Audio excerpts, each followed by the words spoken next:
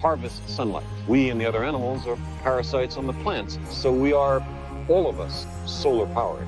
The sun sends the Earth $1 billion worth of energy every second. But the Earth receives only 1 part in 2 billion of the total solar energy. There is an alternative that does away completely with the need for energy storage. Where does the sun never set?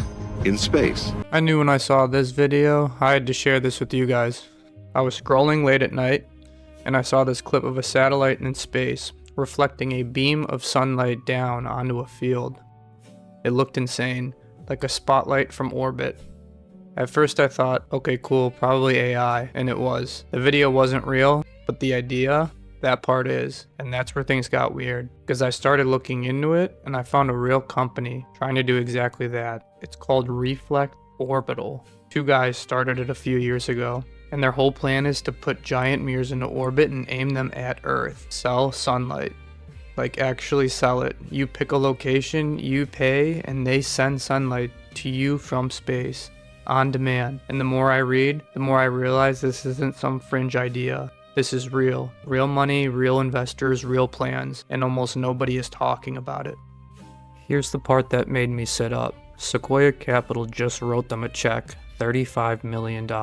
Now if you don't know who Sequoia is, they wrote the first big check to Google. To Apple, to Cisco, to WhatsApp, and Airbnb. They have not backed a space company since SpaceX. Back in 2010, 16 years of no space bets. Then a hot air balloon video crosses a partner's desk, and that streak ends. Because before any money showed up, the 2 founders posted a video online. Just a mirror tied to a hot air balloon, bouncing sunlight down onto a solar panel on the ground. The demo works, the numbers are real, the panel reads the light, and 182,000 people sign up on their website to reserve sunlight from a satellite that doesn't exist yet, something that hasn't even launched. People are already lining up. That's when Sequoia called. The Sequoia guy who led the deal, by the way, was sitting next to SpaceX's money guy on a plane when he first watched the pitch video.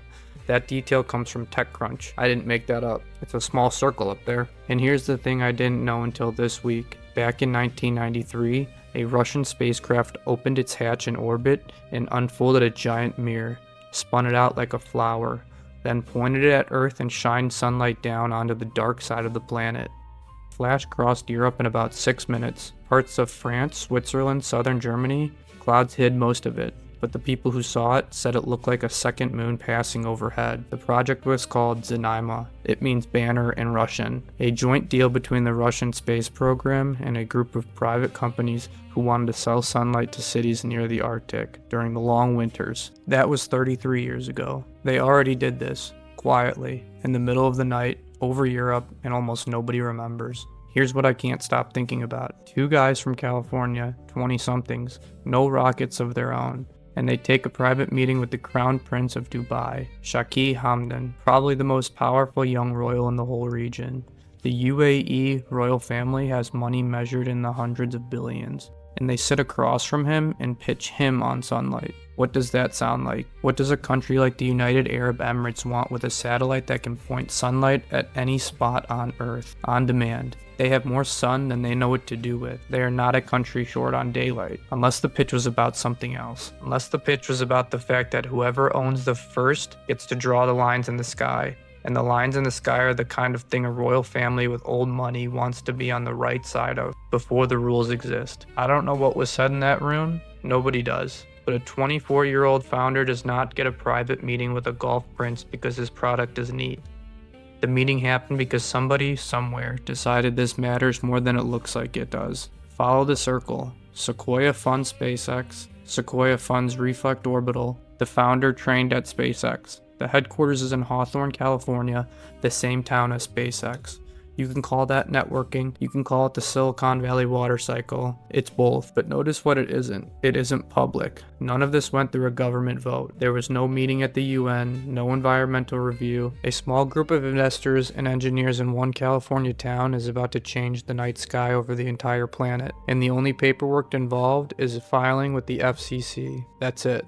One agency in one country signing off on something that will affect every human being on Earth who has ever looked up.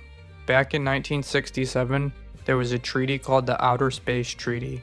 114 countries signed it. The opening line says that space is, quote, the province of all mankind. Not sold, not owned, not handed out to whoever pays the most. The treaty is almost 60 years old. It was written when space was 2 superpowers and a handful of satellites. It wasn't written for a world where a startup that began during COVID can raise $35 million to rent out sunlight. The treaty is still on the books, but it has no teeth anymore. It can't stop this. Nobody wrote it to stop this, and Reflect Orbital knows it. Here's the part nobody's talking about. Real astronomers, the official ones, have come out against this. Ground telescopes are already struggling with 7,000 Starlink satellites. The next wave of telescopes, the ones that would let us see if other planets have signs of life, they need dark skies to work. Dark skies are becoming a problem for business. Reflect Orbital's official response to the astronomers was that they would work to, quote, minimize the impact during the demonstration mission. That's 1 satellite. Their actual plan is thousands. They have said out loud on record that they want to be as big as Starlink. So when they say they'll be careful with the first one, what they're actually saying is, we will be careful with the first one. We are making no promises about the other 9,999. Let me show you where this goes. Phase 1, it's solar farms, clean energy, good press. Nobody gets mad about making a solar farm work 2 extra hours at night.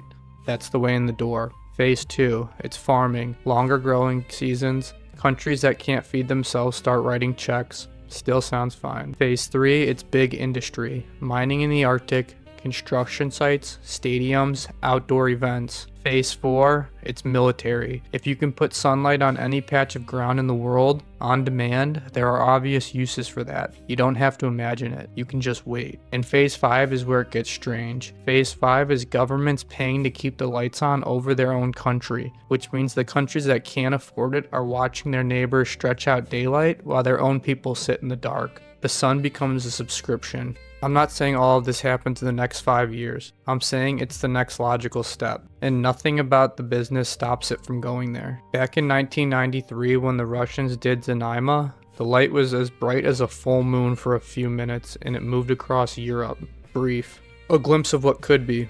Then the project failed on the second try when the mirror got caught on an antenna, and the whole thing got shelved quietly. That was the last time anyone tried to change the night sky on a big scale. 33 years later, 2 guys in California have $35 million, a launch contract with SpaceX, a meeting with Dubai, and almost 200,000 customers waiting. And there is no version of this story where Reflect Orbital is the only company that tries. Once the first one goes up, the second one is coming, and the third, and then you have a market.